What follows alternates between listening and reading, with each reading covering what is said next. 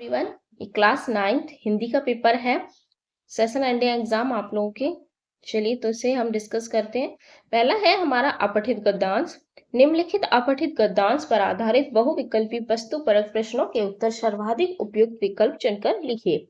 पहला हमारा अपठित गद्यांश ही आता है, तो हम इसे पढ़ेंगे, फिर उसके बाद इसके प्रश्नों के उत्तर देंगे। असफलता समझदार को भी तोड़ देती है, क्योंकि भाई असफल चीज बेकार होती है, हमें सफलता नहीं मिलती है। तो फिर असफल इंसान इच्छा शक्ति, आत्मविश्वास, सही दिशा आदि सब खो बैठता है, लेकिन जो इन्हें कसकर पकड़े रहता है वह है हार को जीत में बदलने की सामर्थ्य रखता है, क्योंकि वो हार को जीत में बदल सकते हैं। एक ग्रीक लेखक के अनुसार जो हम अंदर से हासिल करते हैं वह बाहर की असलियत को बदल देता है।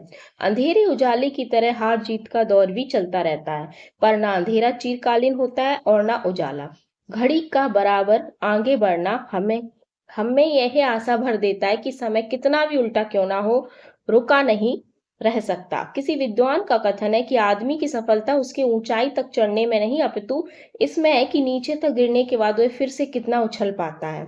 याद रखिएगा, बहुत अच्छा पैसेज है कि असफलता कि आदमी की असफलता किस पे है कि ऊंचाई तक चढ़ने से नहीं, अपितु नीचे तक गिरने के बाद वो कितनी उछल पाता है। असफलता से हमें वह प्रेरणा मिलती है जिससे हम लक्ष्य तक पहुंचने के नए रास्ते खोजते हैं।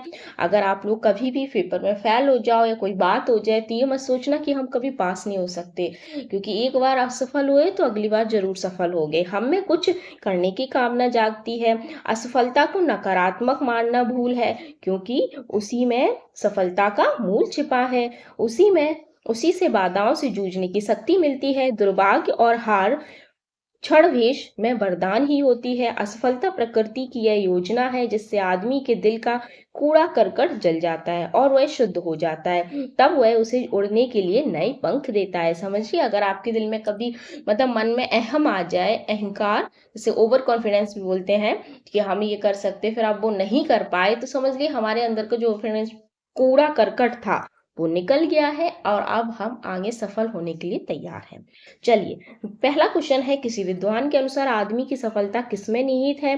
कि वह नीचे गिरने के बाद कब उठता है, कि नीचे गिरने के बाद वह फिर से कितना उछल पाता है, कि वह नीचे गिर सकता है। इनमें से कोई नहीं। नीचे गिरने के बाद वह फिर से कितना उछल पाता है, तो हमारा खा वाला सही है। मैंने कुछ इसमें हाईलाइट करवाए थे जिससे आप लोग को क्या था, राइटिंग समझ में नहीं आती थी, तो इसलिए हमारा आंसर खा सही है, मगर ये वाला गा हाईलाइट है, मगर ये सही नहीं है। ठीक है। असफलता को नकारात्मक मानना भूल है, क्योंकि वह समझदार को भी तोड़ देती है। वह हार को वह जीत को हार में बदल देती है। उसी में सफलता का मूल छिपा होता है। उपयुक्त सभी कथन सही है। तो देखियो, असफलता को नकारात्मक मानना भूल है, क्योंकि वह समझदार को भी तोड़ देती है। वह जीत को हार में बदल देती, जीत को हार में नहीं बदलती, वह हार को जीत में बदलती है। उसी में सफलता का मूल छिपा होता है, यही सही है। देखिए, हम यहाँ पे थे, देखिए यहाँ पे लिखा है असफलता को नकारात्मक मानना भूल है, क्योंकि उसी में सफलता का मूल छिपा है, यही हमारा आंसर है। नेक्स्ट है हमारा कथन ए और कारण आर को पढ़कर उचित विकल्प चुनिए। कथन ए, व्यक्ति अपनी हार को जीत में बदलने की सामर्थ्य रखता है। बिल्कुल बात सही है, बिल्कुल कथन सही है। ओके, व्यक्ति अपनी हार को जीत में बदलने की सामर्थ्य रख रहा है, पैसेज अपठित गद्यांश के हिसाब से बिल्कुल सही है। कारण क्या है, व्यक्ति अपनी इच्छा शक्ति, आत्मविश्वास, दृढ़ शक्ति के साथ सही दिशा को चुनता है। देखिए, फर्स्ट लाइन में हमने पढ़ा था यहाँ पे असफल इंसान इच्छा शक्ति, आत्मविश्वास, सही दिशा को खो बैठता है, लेकिन वह बदलता है। तो इसमें यहाँ पे कारण आर भी सही है। तो हम कथन ए गलत है किंतु कारण आर सही है, नहीं। कथन ए कारण आर दोनों सही है, नहीं। कथन ए सही है, कारण आर कथन ए की सही व्याख्या करता है, इसमें व्याख्या करता है जो कारण होता है, तो हमारा गा वाला सही होगा। असफलता के सकारात्मक पक्ष होते हैं। उपयुक्त कथन के पक्ष में निम्नलिखित तकों पर विचार कीजिए। इससे व्यक्ति को बाधाओं से जूझने की शक्ति मिलती है। इससे आदमी के दिल का कूड़ा करकट जल जाता है, ये भी सही है। असफलता व्यक्ति को उड़ने के लिए नए पंख देती है, बिल्कुल सही है। एक सही है, दो सही है, तीन सही है, तो हमारे एक दो तीन तीनों ही सही है, तो हमारा घा वाला उत्तर जाएगा। अगर आप लोग के लिए पेपर हेल्पफुल है तो कमेंट बॉक्स में यस लिखिए और बताइए कि आपका पेपर कैसा जब करके आना तब बताना कैसा गया। असफलता से हमें क्या प्रेरणा मिलती है? समय सदा एक सा नहीं रहता, हम लक्ष्य तक पहुंचने के लिए नए रास्ते खोजते हैं, हमारे मन में कुछ करने की कामना रहती है। विकल्प खा और गा दोनों सही है। तो देखिए समय असफलता से हमें क्या प्रेरणा मिलती है? समय का कोई इसमें असफलता से संबंध नहीं था। असफलता से हमें क्या प्रेरणा मिलती है? समय सही।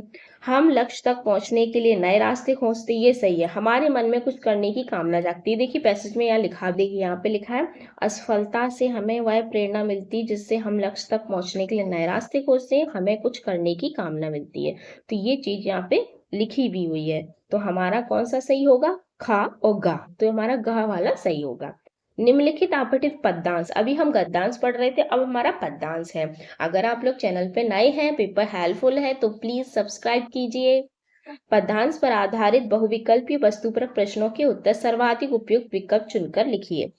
पहला हमारा पद्यांश पढ़ लेते हैं हम। जिस राम के गुण आप गाते हैं, जिस अर्जुन पर आप मुग्ध हैं, बताओ तो दोस्तों उनके जो चित्र आपकी आस्था और विश्वास के हैं, जो वे राजमहलों के हैं या बनवास के हैं। मित्रों, जब स्वयं रामचंद्र राजमहलों की रेशमी जूतियां उतारकर नंगे पांव वन में पधारे थे, तब से वे महिमावान हो गए थे।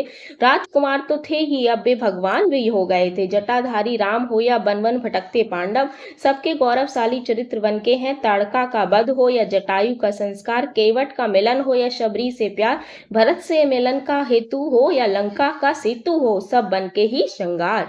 क्यों? क्योंकि जो भी इसमें बताई गए हैं काम, वो सब कहाँ हुए हैं? वन में हुए, तो इसलिए वन का श्रृंगार बोला गया है। और महिमा क्यों सबकी गाई है? क्योंकि पांडव भी वन में रहे हैं 13 वर्ष और राम भी वन में रहे हैं 14 वर्ष। अच्छा अभी नीचे थोड़ा सा और है, राम के 14 वर्ष हो या पांडव के 13 वर्ष, दोनों ने महिमा की पूंजी वन में ही उगाई है। क्यों? महिमा कहाँ की होगी? अगर राम अपना राजपाट छोड़ के वन में नहीं जाते तो क्या उनको इतनी प्रशंसा मिलती है, उनको नाम मिलता? बिल्कुल नहीं मिलता। सोने की लंका वनवासी राम ने ही ढाई है, जुए की खाई में गिरे पांडवों ने दुर्योधन की जंगा तोड़ने की शक्ति वनवास में ही पाई है। जंग दुर्योधन ने बोला था ना, दुर्योधन की जंगा तोड़ने के लिए किसने बोला? भीम ने बोला था ना कि हम तो, वो ये प्रतिज्ञा कब ली थी? वन में ही ली थी। ठीक है। पहला प्रश्न है हमारा, काव्यांश में रेशमी जूतियों नंगे पांव किन परिस्थितियों का परिचायक है? राजा और रंग का, अमीरी और आशा का, खुश सुख और खुशी का, संतोष या सुविधा का। तो राजा और रंग का, कि भाई रेशमी जूतियां राजा थे लेकिन फिर नंगे पांव चलने पड़े। रंग मीन्स गरीब। कथन ए और कारण आर को पढ़कर उपयुक्त विकल्प चुनिए। कथन ए, बड़ी कठिनाइयों का सामना करके ही मनुष्य महान बनता है। सही बात है, बड़ी कठिनाइयों का सामना करके ही मनुष्य महान बनता है, बिल्कुल सही है। कारण आर पढ़ लेते हैं। वन प्रवास के दौरान ही रामचंद्र ने अनेक महान काम किए, पांडवों ने भी गौरवों की जीतने की ताकत वन प्रवास के दौरान ही प्राप्त की। ये भी सही है। तो कथन ए गलत है, गलत तो भाई नहीं है क्योंकि सही है। कथन ए और कारण ए दोनों ही गलत है, नहीं। कथन ए सही है, कारण आर कथन आर की सही व्याख्या करता है। अगला भी पढ़ लेते हैं। कथन ए सही है किंतु कारण आर की व्याख्या नहीं करता। नहीं, हमारा गा वाला सही है। कथन भी सही है और उसकी व्याख्या कारण भी बिल्कुल सही कर रहा है। पांडवों ने वनवास से कौन सी शक्ति पाई थी? तो चक्रव्यूह तोड़ने की, जुए में विजय प्राप्त करने की, दुर्योधन की जांघा तोड़ने की, अपने चरित्र को गौरवशाली बनाने की। तो कथन 2 सही है, कथन 3 सही है। कथन 3 और 4 दोनों सही, क्योंकि दुर्योधन की जांघा तोड़ने की भी चाहिए थी और अपने चरित्र को गौरवशाली बनाने की भी कहाँ पे की थी? वनवास में ही की थी। देखिए यहाँ जांघा तोड़ने की भी बात की गई है और गौरवों की ऊपर ही होगी शायद, गौरवशाली की। हाँ कहाँ पे, हाँ सबके गौरवशाली चरित्र बन के हैं, ये लाइन है। तो इसलिए हमारे 2 ऑप्शन करेक्ट होंगे, तीसरा और चौथा। किस घटना ने रामचंद्र को भगवान बना दिया? लंका पर सेतु निर्माण, सोने की लंका ढहना, राजपट त्याग, त्याग कर वनगमन या वन में भटकने के कारण। तो राजपाट भाई त्याग करके कौन जाता है? कोई नहीं जाता, तो इसीलिए वो महान बने। रामचंद्र के द्वारा वनवास के समय कौन सा कार्य नहीं किया गया था? सबरी की प्रतीक्षा का अंत वन में ही हुआ था, ताड़का वध वन में ही हुआ था, केवट मिलन वन में हुआ था, मुनि वशिष्ठ के आश्रम में अध्ययन। भाई अध्ययन तो वो पहले ही कर चुके थे, वन में तो बाद में गए थे। अध्ययन कब किया था? जब वो छोटे थे। तो ये हमारा विकल्प सही होगा। निम्नलिखित में से किन्हीं 4 उपसर्ग प्रत्यय संबंधी प्रश्नों के उचित विकल्प चयन कीजिए। अपमान शब्द में प्रयुक्त उपसर्ग एक मूल शब्द है, तो अपमान में उपसर्ग और मूल शब्द दोनों बताना है। मूल शब्द क्या होता है? जो अपने आप में पूर्ण हो, मतलब जो अपने आप में पूरा अर्थ सहित इसका अर्थ निकले, ऐसा नहीं है उपसर्ग लगा है तो उसका पीछे क्या है, मान नहीं निकल रहा। तो जैसे अपमान, तो मान एक अपने आप में पूरा एक सार्थक शब्द है, और उपसर्ग क्या हो गया, अप। तो अपमा ना सार्थक शब्द नहीं है, मन सार्थक शब्द नहीं है, अपमान तो ये तो पूरा ही दे दिया, तो ये होगा हमारा। लेकिन अब मन है इसमें, लेकिन इसमें मान है पीछे, तो इसलिए ये वाला सही होगा। अध्यक्ष में उपसर्ग है, उपसर्ग पूछा है अध्यक्ष में, तो पीछे से हम अगर इसमें से एक यक्ष शब्द निकाल दें, यक्ष क्या हो गया, मूल शब्द, तो इसमें क्या बचेगा, अधि। आ नहीं, अति की तो बात ही नहीं की गई, ये भी नहीं, अधि बचेगा। आनी प्रत्यय से बना शब्द नहीं है, जेठानी, जेठ प्लस आनी तो हो गया जेठानी। बेईमानी, बे देखिए आप लोगों को लगेगा कि बेईमानी बिल्कुल सही है, लेकिन गलत है। कैसे? जैसे लिखा है बेईमानी, तो इसमें हम पहले सार्थक शब्द निकालेंगे, आगे से निकलेगा क्योंकि इसमें प्रत्यय है, तो क्या निकालें, बेईमान, ये निकलेगा सार्थक शब्द। तो ई इसमें प्रत्यय है, लेकिन इसमें क्या पूछा गया है, आनी प्रत्यय, तो हमारा क्या होगा, अच्छा शब्द नहीं है बेईमानी। देवरानी में भी आनी लगा है, मैत्रानी में भी आनी लगा है। एरा प्रत्यय से निर्मित उचित शब्द कौन सा है? याद रखना, नहीं पूछा था। एरा प्रत्यय से निर्मित उचित शब्द लुटेरा, माननीय, इसमें तो निय है, इसमें आरी है ईमानदारी, इसमें सियारी है, तो यही एक बचा लुटेरा। मिठास शब्द में प्रयुक्त प्रत्यय व मूल शब्द है, मिठास शब्द में प्रयुक्त प्रत्यय व मूल शब्द है, तो मीठा प्लस सा नहीं, मीठा प्लस आस, तो यहाँ भी आ गया, यहाँ भी आ गया, इतना तो है ही नहीं इसके पास, तो क्या होगा, मीठा। याद रखनी है, ये जो मात्रा है ये यहाँ पे छोटी ई की है, अब यहाँ पे जाके बदलेंगे तो क्या हो जाएगा, मीठा प्लस आस, तो ये होगा हमारा सही। यहाँ पे भी ये सही था, बड़ा बड़ा, लेकिन मात्रा किसकी लगा दी थी, छोटे ई की। अगला है निर्देश अनुसार समास पर आधारित 5 बहुविकल्पी प्रश्नों के किन्हीं 4 के उत्तर दीजिए।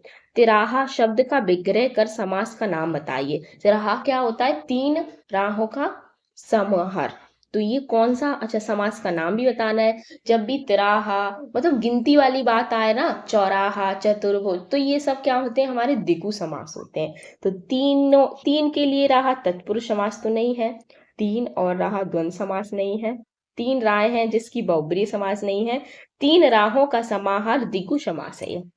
माता पिता का विग्रह कर समास का भेद बताइए। जिसके बीच में ये वाला डैश लगा होता है ना, जैसे हाइफन, माता और पिता, ये हमेशा जो बीच में डैश लगा होता है हाइफन, वो हमेशा ही द्वंद्व समास होता है, याद रखिए। माता है जो पिता, कर्मधार समास बिल्कुल नहीं है। माता है पिता, तत्पुरुष समास बिल्कुल नहीं है। माता पिता समाहार द्विगु समास बिल्कुल नहीं है। क्या है ये, द्वंद्व समास। अव्ययी भाव समास का उदाहरण है। अव्ययी भाव समास में क्या ट्रिक है, उसके आगे प्रति, आ, या ऐसे शब्द लगे होते हैं, जैसे राजपुत्र नहीं है, दही बड़ा नहीं है, माता पिता नहीं, क्या है, प्रतिदिन। ये वाले जो शब्द होते हैं ये अव्ययीभाव समास में आते हैं। समास पहचानिए, नीलकंठ, नीला है कंठ, मतलब तीसरे की ओर इंगित कर रहा है, तो ये होता है हमारा कर्मधार समास। द्विगु समास नहीं होता, तत्पुरुष समास नहीं होता, अव्ययीभाव समास नहीं होता, ये कर्मधार समास होता है। रसोई घर के लिए प्रयुक्त समास है। अब इसमें क्या होता है, रसोई के लिए घर, इसमें क्या होता है, जो वो कारक होते हैं, कर्ता ने कर्म को करण के लिए, तो ये कारक इसमें जब हम जो ये हमारा समास होता है इसे खोलते हैं तो इसमें कारक निकलता है। जैसे रसोई के लिए, तो के लिए निकला, के लिए क्या है, कारक, तो ये हमारे आते हैं तत्पुरुष समास में। निम्नलिखित में से किन्हीं 4 प्रश्नों के उचित विकल्प चुनकर अर्थ के आधार पर वाक्य बनाइए। ठीक है, वह लखनऊ से लौट आया, प्रश्नवाचक क्या होगा उसे, वह लखनऊ से लौट आएगा, ये तो प्रश्न ही नहीं है इसमें। वह अभी लखनऊ से नहीं लौटा, ये तो नेगेटिव बन गया। इनमें से कोई नहीं, नहीं। क्या वह लखनऊ से लौट आया, ये बनेगा। लता तुम गाना सुनाओ, अर्थ के आधार पर वाक्य है। विधानवाचक वाक्य, इच्छावाचक वाक्य या आज्ञावाचक वाक्य, संख्या। लता तुम गाना सुनाओ, तो ये क्या है, आज्ञा है।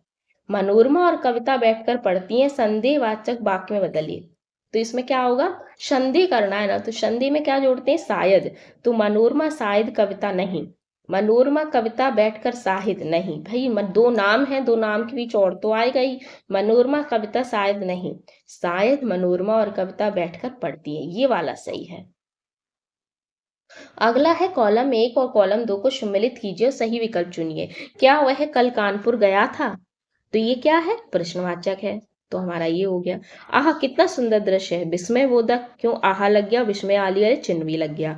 ईश्वर करे आपका सब कार्य हो जाए, ये क्या है, इच्छावाचक।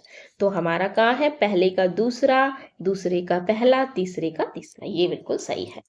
माला आज नहीं नाचेगी, वाक्य को विधानवाचक वाक्य में परिवर्तित कीजिए। क्या माला आज नाचेगी, ये तो प्रश्नवाचक हो गया। माला आज नाचो, ये भी नहीं है। माला आज नाचेगी, माला आज शायद नाचेगी, ये भी वो हो गया, ये हो गया हमारा संदेहवाचक। तो संदेहवाचक भी नहीं होगा, माला आज नाचेगी, ये होगा विधानवाचक। विधानवाचक मतलब होता है नॉर्मल सेंटेंस। ओके, प्रश्न 6 है, निर्देश अनुसार अलंकार पर आधारित 5 प्रश्नों में से किन्हीं 4 के उत्तर दीजिए। जहां वर्णों की आवृत्ति होती है वह कौन सा अलंकार होता है, वहां पर हमेशा अनुप्रास अलंकार होता है, जैसे कनक कनक। ठीक है, बड़ा एक शब्द क्या हो, उसकी बार बार आए, जैसे काका, नाना, तो ये होता है हमारा अनुप्रास अलंकार। रूपक अलंकार नहीं होता, उत्प्रेक्षा नहीं होता, श्लेष नहीं होता। कनक कनकते सैगुनी मादिकता अधिकाय, देखिए इसमें दो शब्द आए, कनक कनक। एक कनक से मतलब है सोना और एक कनक से मतलब है धतूरा। मतलब दो शब्द जहां एक ही जैसे आए, एक ही शब्द, लेकिन दोनों के अर्थ अलग हो, वहां पर हमेशा होता है यमक अलंकार। तो उसमें अनुप्रास नहीं होगा, उपमा नहीं होगा, श्लेष नहीं होगा, क्या होगा, यमक। काली घटा का घमंड घटा, अब देखिए इसमें घटा घटा, काली घटा, घटा हो गया वो बादल वाला, यहाँ पे घमंड घटा, घटा मतलब घटना, कम करना। तो यहाँ पे दो शब्द हैं, अलग अर्थ हैं, अभी बताया था क्या होता है, यमक अलंकार। तो ये भी हमारा अनुप्रास नहीं होगा, रूपक नहीं होगा, उत्प्रेक्षा नहीं होगा, यमक होगा। पीपर पात सरिस मन डोला में अलंकार है, तो देखिए इसमें क्या है, पीपर पात सरिस मन डोला, इसमें क्या है, हमारी उपमा की जा रही है। तो इसमें क्या है, रूपक अलंकार नहीं है, अतिशयोक्ति नहीं है, मानवीकरण नहीं है, इसमें उपमा अलंकार है। जब किसी की तुलना की जाए तब हम कहते हैं उपमा अलंकार। तरनी तनुज, तरनी तनुजा तट तमल तरु, देखिए बहु छाय में अलंकार, ता ता ता ता ता, एक शब्द की बार बार अभिव्यक्ति हो रही है, कौन सा बताया था अभी मैंने, अनुप्रास। तो यमक नहीं है, मानवीकरण नहीं है, इनमें से कोई भी नहीं, कौन सा है, अनुप्रास। निम्नलिखित पठित गद्यांश पर आधारित बहुविकल्पी प्रश्नों के सर्वाधिक उपयुक्त विकल्प चुनकर लिखिए। अगर आप लोगों के लिए पेपर बहुत अच्छा है, मैं इतनी मेहनत भी कर रही हूँ, तो चैनल पे नए हैं सब्सक्राइब भी करना है, कमेंट में भी लिखना है पेपर आपको कैसा लगा। हेल्पफुल है तो यस लिख दो, नहीं है नो लिख दो, पर लिख के जाओगे। ओके, अब हमारा क्या है, पठित गद्यांश। अपना या बेचा जाना उन्हें अच्छा लगा या बुरा, कौन जाने, ये आपकी बुक से ही है। पर जूरी के सालों साले गया को घर तक गोई में ले जाने में दांतों पसीना आ गया, ये जो बैल ले जा रहे थे ना, वही कहानी है। पीछे से हकता तो दोनों दाएं बाएं भागते, भाई पीछे से हाँकता ना, ऐसे बैलों को हाँकते ना पीछे से, वो पगहिया पकड़कर आगे से खींचता तो दोनों पीछे की ओर लगाते, मारता तो दोनों सींग नीचे करके होकर आते। अगर ईश्वर ने उन्हें बाड़ी दी होती तो झुरी से पूछते, हम गरीबों को क्यों निकाल रहे हो, हमने तो तुम्हारी सेवा करने में कोई कसर नहीं उठा रखी। अगर इतनी मेहनत से काम ना चलता तो और काम ले लेते, हमें तो तुम्हारी चाकरी में मर जाना कबूल था। हमने कभी दाने चारे की शिकायत नहीं की, तुमने जो कुछ खिलाया और सिर झुकाकर खा लिया, फिर तुमने हमें इस जालिम के हाथ क्यों बेच दिया। भाई ये बैलों की है, बैल बोल रहे हैं। तो पहला है दांतों पसीना आ जाने का, दांतों पसीना आने का आशय क्या है, दांत खट्टे होना, दांत खराब होना, बहुत परिश्रम करना, बहुत परेशानी आना। जूरी के सालों को बैलों ने क्यों तंग किया, उसने बैलों को पीटा था, बैल उसे पराया मान रहे थे, उसने बैलों को अपमानित किया था, बैल उसके साथ जाना नहीं चाहते थे, बैल उसके साथ जाना नहीं चाहते थे। बैलों को जूरी से क्या शिकायत थी, घास ना देने की, बेच देने की, साले के दुर्व्यवहार की, अपने से दूर करने की, वो उन बैलों से दूर नहीं होना चाहते थे बैल उससे। बैल जूरी के साथ कैसा व्यवहार करते थे, अधिकार भाव का, अखंडता का, कामचोरी का, स्वामी भक्त का, स्वामी भक्त का। पगहिया का क्या अर्थ है? अगले पैर, पिछले पैर, पैर में बंधी रस्सी या गले में बंधी रस्सी? तो गले में बंधी रस्सी। अगला है गद्य पाठ के आधार पर निम्नलिखित बहुविकल्पी प्रश्नों के सर्वाधिक उपयुक्त विकल्प चुनकर लिखिए।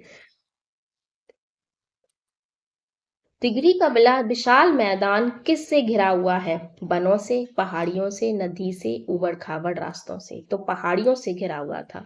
सलीम अली की मृत्यु के पश्चात भी लेखक को क्या महसूस होता है? वे अब कभी लौटकर नहीं आएंगे, वे अन्य पशुओं की खोज में निकले हैं और शीघ्र ही अपनी खोजपूर्ण नतीजों के साथ लौट आएंगे। वे पक्षियों की खोज में निकले हैं और शीघ्र ही अपनी खोजपूर्ण लौट आएंगे। ये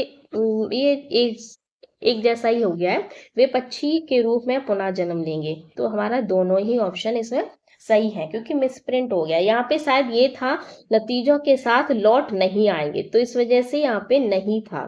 तो ये फिर खा वाला ही सही होगा। निम्नलिखित पठित गद्यांश पर आधारित बहुविकल्पी प्रश्नों के सर्वाधिक उपयुक्त विकल्प चुनकर लिखिए। मोर पखा सिर ऊपर रखियो, गूंज की माल गरे परियोगी, ओढ़ी पीताम्बर ले लकुटी बन गोधन ग्वारिन संग फिरूंगी, भाव तो बोही मेरी रसखानी, सौ तेरे कहे सब स्वांग करूंगी, या मुरली मुरलीधर की अधरन अधि सॉरी धरी अधरा ना धरूंगी, कानी कननी दे अंगुरी रही वो, जब ही मुरली धुनी मंद बजे ही। ये जो गोपियां हैं, ग्वाले हैं और वो कृष्ण भगवान, उनके बीच की बातचीत है। मोहनी तानन सो रस खाननी, आटा चढ़ी गोधन गेहूं ते गेहे तो गेहे, टेरी कहो सिगरे ब्रज लोगनी कोल्ही। ये ब्रज भाषा है, पढ़ने में थोड़ी सी डिफिकल्ट भी होती है, पर आप 2-3 बार प्रैक्टिस करेंगे तो आ जाती है। कोहू कितनो समझे है मजरी वा, मुख की मुस्कानी समहारी, ना जय ही ना जय ही ना जय ही। उपयुक्त पद्यांश के कवि व पाठ का नाम? तो सवैया रसखान। ये पद कबीर, पद मीरा नहीं है, सोरठा रहीम नहीं है, ये कौन है? सवैया रसखान। लकुटी का अर्थ है कंबल, पत्थर, पर्वत या लाठी? तो लाठी। अगला है अधरन धरी अधरा न धरूंगी, पंक्ति किसके संबंध में कह रही है? ग्वाला कान्हा की गायों के बारे में, गोपियां कान्हा की मुरली के संबंध में, गोवर्धन पर्वत के संबंध में? कोई नहीं, गोपियां और कान्हा की बात हो रही है, मुरली की। स्वांग का अर्थ है, स्वांग का अर्थ तो नाटक होता है, पढ़ना, नाटक करना, लिखना, गाय या चराना, नाटक करना। उपयुक्त पद्यांश की भाषा है असमी, अरबी, फारसी या ब्रज? ब्रज भाषा है। पद्य पाठों के आधार पर निम्नलिखित दो बहुविकल्प प्रश्नों के सर्वाधिक विकल्प चुनकर लिखिए। कबीर के अनुसार ईश्वर कहाँ है? मंदिर में, मस्जिद में, सर्वव्यापक या कहीं भी नहीं? तो सर्वव्यापक, सब जगह है। कवित्री के अनुसार कच्चे धागे किसका प्रतीक है? कमजोर धागों का, मनुष्य के कर्मों का, कच्ची डोर का, कमजोर और नशवान सहारे। चलिए अब है हमारे गद्य पाठों के आधार पर निम्नलिखित 4 प्रश्नों में से किन्हीं 3 के उत्तर लगभग 25 से 30 शब्दों में देना है। आज की उपभोक्तावादी संस्कृति हमारे दैनिक जीवन को किस प्रकार प्रभावित कर रही है? तो आज की उपभोक्तावादी संस्कृति हमारे दैनिक जीवन को बहुत प्रभावित कर रही है। हम नए नए उत्पादनों के विज्ञापन की ओर आकर्षित हो रहे हैं। उपभोक्तावादी संस्कृति ने हमारे दैनिक जीवन में उथल पुथल मचा दी है। हम उत्पादनों के गुलाम बनते जा रहे हैं। अब वस्तुएं आवश्यकता को देखकर नहीं बल्कि हैसियत को देखकर ली जा रही। सही बात है। चलिए अगला है, लेखक ने प्रेमचंद के जूते फटने का कारण क्या सोचा? पाठ के आधार पर लिखिए। देखिए क्या कारण सोचा था लेखक ने? किसी सख्त चट्टान को ठोकर मारी, चट्टान से बचकर नहीं निकले, अर्थात समाज की कुरीतियों से जूझते रहे, उनसे बचने का प्रयत्न नहीं किया, जीवन कष्ट में व्यतीत किया, पर समाज से संघर्ष करते रहे। मेरे बचपन का दिन पाठ में बापू ने लेखिका की कौन सी वस्तु मांग ली और क्यों? महादेवी जी पुरस्कार में मिले चांदी के नकाशीदार सुंदर कटोरे को गांधी जी को दिखाने के लिए गई थी। बापू ने कटोरे में हाथ में लेकर कहा, तू देती है इसे? पर इस पर महादेवी जी कुछ ना बोल सकी, किंतु उन्हें इस बात का दुख था कि बापू ने उन्हें कविता सुनाने को नहीं कहा। सॉरी। सांवले सपनों की याद पाठ में नायक सलीम अली प्रकृति की दुनिया में टापू बनाने के बजाय अथाह सागर बनकर कैसे उभरे थे? सलीम अली किसी विशेष सीमा में सीमित न रहकर पक्षियों से संबंधित नित नई खोजों के द्वारा जानकारियां एकत्रित कर रहे थे, जो अथाह थी। वे अद्भुत पक्षी विज्ञानी थे। इस प्रकार वे प्रकृति की कुछ दुनिया में टापू बनाने की वजह से अथाह सागर बनकर उभरे। अगला है पद्य पाठ के आधार पर निम्नलिखित 4 प्रश्नों के उत्तर दीजिए। सबके लिखे हैं मैंने, आपको जो अच्छा लगे उनके 3 के दीजिए। 25 से 30 शब्दों में देना है। कवि का कोयल से ईर्ष्या का क्या कारण था? कवि को कोयल से ईर्ष्या इसलिए हो रही थी क्योंकि कवि कारागार में बंदी का जीवन व्यतीत कर रहा था, जबकि कोयल स्वतंत्र थी। वह हरियाली का आनंद ले रही थी और खुले आसमान में विचरण कर रही थी। कवि का संसार 10 फुट की काल कोठरी में सिमटा हुआ था। कोयल के गाने की सभी सराहना करते थे। सराहना, कभी का रोना भी उसका गुनाह मान लिया जाता था। गांव को मरकत डिब्बे सा खुला क्यों कहा गया? गांव में चारों ओर मखमली हरियाली और रंगों की लाली छाई हुई, विविध फसलें लहला रही हैं, मनमोहक सुगंधों से भरपूर है, रंगीन तितलियां उड़ रही हैं, चारों ओर रेशमी सौंदर्य छाया है, सूरज की मीठी भीतिपूर्ण सौंदर्य को और जगमगा रही है, इसलिए इस गांव की तुलना मरकत डिब्बे से की गई है। ये आपके पाठों से ही प्रश्न। मेघ रूपी मेहमान के आने से वातावरण में क्या परिवर्तन हुए? कविता के आधार पर उत्तर दीजिए। तो मेघ रूपी मेहमान के आने पर हवा सनसनाती चलने लगी, हवा से दरवाजे खिड़कियां खुलने लगे, पेड़ झुकने लगे, पीपल जैसे बड़े बड़े पेड़ भी डोलने लगे, बेलें हर्षित हुई, तालाब में आशा की लहरें उठने लगी, क्षितिज पर बादल गहराने लगे, बिजली चमकने लगी। अगला है, आपके विचार से बच्चों को काम पर क्यों नहीं भेजा जाना चाहिए? उन्हें क्या करने का मौका मिलना चाहिए? तो मेरे विचार से बच्चों को काम पर नहीं भेजा जाना चाहिए, उन्हें पढ़ने लिखने का पूरा मौका मिलना चाहिए ताकि वे शिक्षा प्राप्त कर अपने जीवन को संवार सकें। उन्हें खेलने कूदने का उचित अवसर मिलना चाहिए ताकि वे तन मन से स्वस्थ बन सकें। उन्हें अपने माता पिता, सगे संबंधियों और आस पड़ोस से पूरा प्रेम मिलना चाहिए। ऐसा होने से ही उनके व्यक्तित्व का समुचित विकास हो सकेगा। चलिए, पूरक पाठ्य पुस्तक के पाठों पर आधारित निम्नलिखित प्रश्नों में से किन्हीं 2 हैं, 2 के देने 50 से 60 शब्दों में। इस जल प्रलय में पाठ में बाढ़ में आए पानी की तीव्रता का वर्णन कीजिए तथा बताइए ऐसे प्रसंगों से आपको क्या क्या करने की प्रेरणा मिलती है। पटना में 1967 में जो बाढ़ आई थी उसका वर्णन रेणु जी ने इस पाठ में किया है। पटना का पश्चिमी इलाका छाती तक पानी में डूब गया, यहाँ तक कि राजभवन और मुख्यमंत्री निवास भी बाढ़ की चपेट में आ चुके थे। अपने अपने साधनों से लोग बाढ़ की स्थिति देखने को निकल पड़े। देखने वालों की आंखों में और जुबान पर एक ही जिज्ञासा थी, पानी कहाँ तक आ गया? सभी की आवाज आ रही थी, सड़क के किनारे एक मोटी डोरी की शक्ल में गेरुआ झाग फैन में उलझा पानी तेजी से सरकता आ रहा है। लोग मना करते हुए कह रहे थे, आगे मत जाओ, जैसे वह आ रहा है मृत्यु का तरल रूप। बाढ़ में पानी का बहाव तेज होता है और देखते ही देखते तमाम रिहायशी इलाके जलमग्न हो जाते हैं। लोग जरूरत की चीजों के लिए मारे फिरते हैं। रिहायशी इलाके होते हैं जो पैसे वाले लोग होते हैं, तो उनकी जो कॉलोनी होती है तो उन्हें बोलते हैं रिहायशी इलाके। लेखिका की दादी के घर का माहौल का शब्द चित्र मेरी संग की औरतें पाठ के आधार पर लिखिए। लेखिका की दादी का घर का माहौल दूसरे घरों से अलग था। क्यों?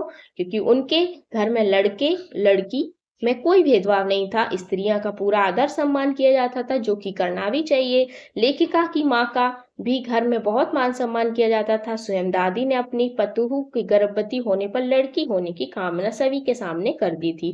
परिवार में साहित्यिक माहौल भी था।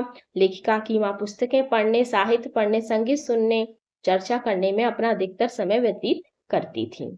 रामस्वरूप का अपनी बेटी को उच्च शिक्षा दिलवाना और विवाह के लिए छिपाना, यह विरोधाभास उनकी किस व्यवस्था को उजागर करता है? रीढ़ की हड्डी पाठ के आधार पर लिखिए। देखिए, जब वो ज्यादा पढ़ लिख गई थी तो उसके लिए घर नहीं मिल रहा था ना, लड़के वाले शादी के लिए राजी नहीं हो रहे थे, तो वो ही इसमें इसलिए उन्होंने छिपाया था। रामस्वरूप अपनी बेटी को बीए पढ़ाते हैं, वह उसे उच्च शिक्षा दिलवाना अपना पवित्र कर्तव्य मानते हैं, परंतु जब उसके विवाह का समय आता है तो उसे समाज की पिछड़ी मनोभावना का शिकार होना पड़ता है। लोग शिक्षित को स्वीकार करने को तैयार नहीं है। लड़के तथा सास ससुर को ऐसा लगता है पढ़ी लिखी लड़की वह उनके नियंत्रण में नहीं रहेगी, वह बात बात पर नखरे करेगी, विरोध करेगी, प्रश्न करेगी तथा उन्हें चुनौती देगी। वे इस बात को बिल्कुल सहन नहीं करना चाहते थे, इसलिए वे कम पढ़ी लिखी हुए चाहते थे। इस कारण रामस्वरूप और उमा की स्थिति विचित्र हो जाती है। उन्हें विवाह के लिए उमा की उच्च शिक्षा को से पाने के लिए मजबूर होना पड़ता है।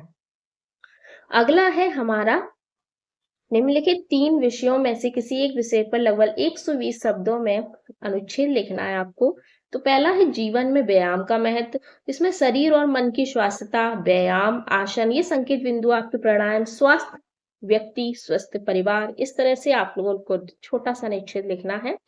जीवन में व्यायाम का महत्व। व्यायाम जीवन में अत्यधिक अत्यधिक महत्वपूर्ण भूमिका निभाता है। यह शरीर को स्वस्थ रखने के साथ साथ, थोड़ा सा जूम करती हूँ, मन को भी ताजगी प्रदान करता है। नियमित व्यायाम से रक्त संचार सही रहता है, हृदय, मांसपेशियां तथा अन्य अंग स्वस्थ रहते हैं।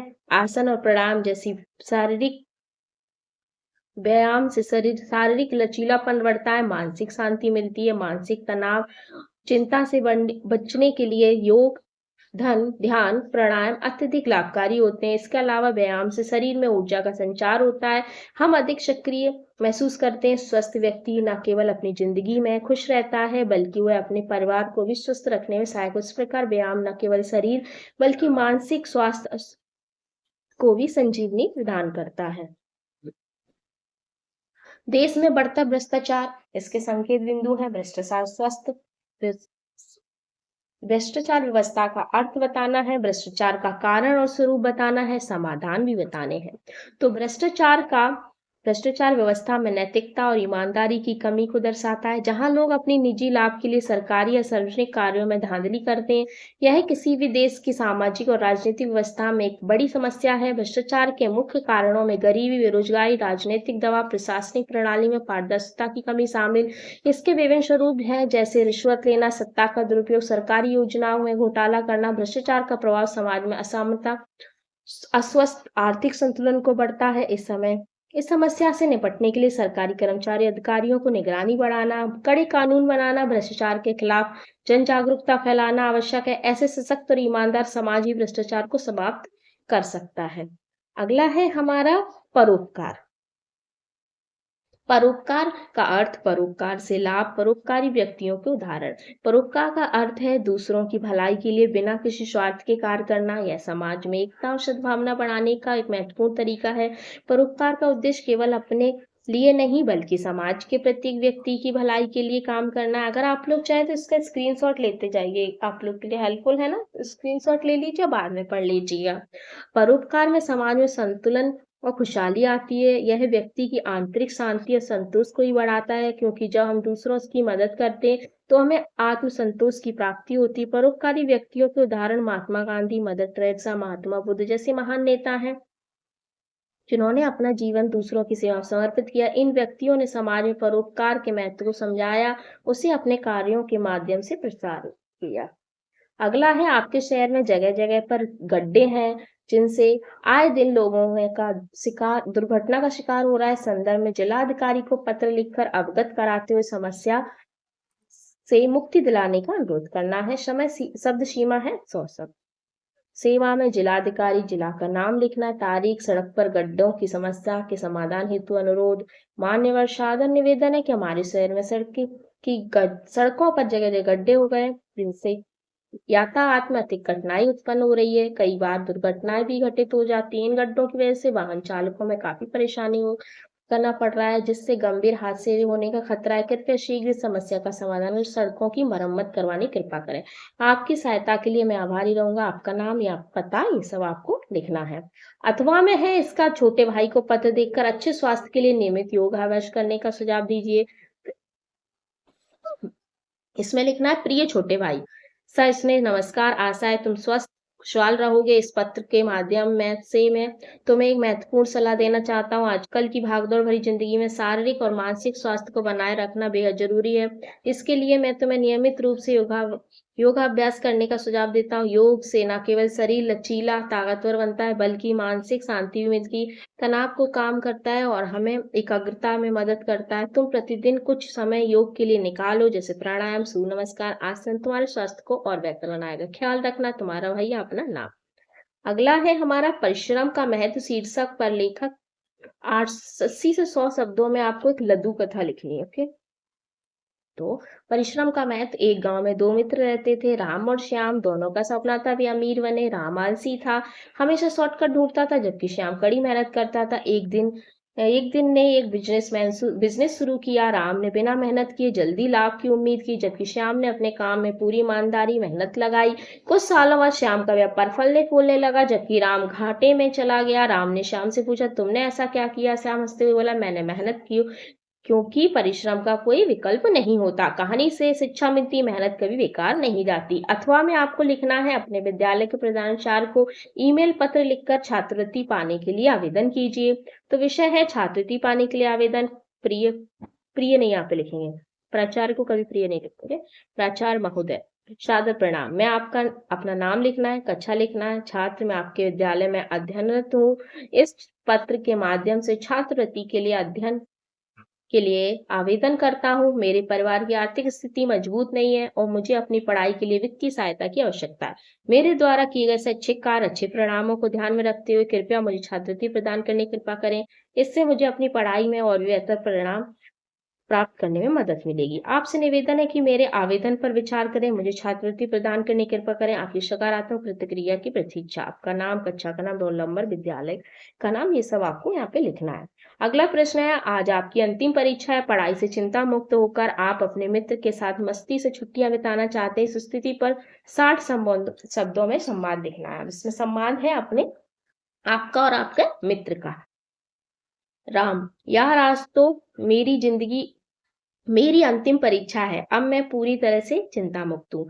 श्याम, सच में? अब छुट्टियां मनाने का समय है। क्या सोचा है, कहाँ घूमने चलोगे? राम, बस अब हम मस्ती करने कहीं बाहर छुट्टियां बिताने का प्लान बनाते हैं। श्याम, हाँ चलो, इस बार कुछ एडवेंचर करते हैं, एकदम धूमधाम से। राम, बिल्कुल, अब पढ़ाई का टेंशन खत्म, मस्ती ही मस्ती।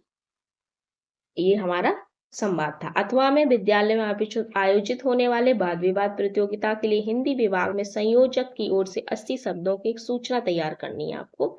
सूचना, प्रिय विद्यार्थी, हिंदी विभाग द्वारा भारत में डिजिटल शिक्षा का भविष्य विषय पर वाद विवाद प्रतियोगिता का आयोजन किया जा रहा है। प्रतियोगिता में भाग लेने के इच्छुक छात्र छात्राएं 20 फरवरी तक अपना नाम पंजीकरण कार्यालय में पंजीकृत करवा सकें। यह प्रतियोगिता 25 फरवरी को विद्यालय के मुख्य सभागार में आयोजित होगी। कृपया समय पर पंजीकरण कराएं। इस प्रतियोगिता में भाग लेकर अपने विचार प्रस्तुत करें। धन्यवाद। हिंदी विभाग के संयोजक, यहाँ पे विद्यालय का नाम। यहीं पे हमारा सफलतापूर्वक पेपर खत्म होता है। अगर आप लोगों को पेपर अच्छा है, प्लीज चैनल को सब्सक्राइब कीजिए, कमेंट करके बताइए कितना हेल्पफुल है। बाय बाय, मिलते हैं नेक्स्ट वीडियो में।